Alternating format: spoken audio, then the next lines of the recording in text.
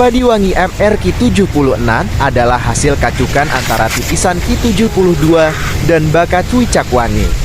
Titisan Ki72 adalah inbrida dari induk yang mempunyai sumber wangi serta mempunyai morfologi pohon yang tegan dan ciri-ciri lebih baik yang diperlukan, terutama ketahanan terhadap penyakit kara.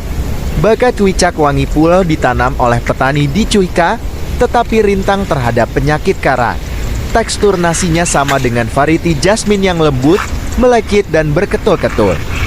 Kacukan antara kedua-duanya dijalankan pada musim utama tujuan meningkatkan hasil, tekstur nasi dan aroma, serta kerintangan terhadap penyakit karah tangkai.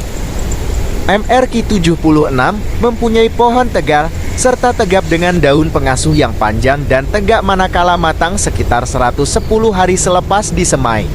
Pokok MR-Ki76 dengan ketinggian batang sekitar 100 cm.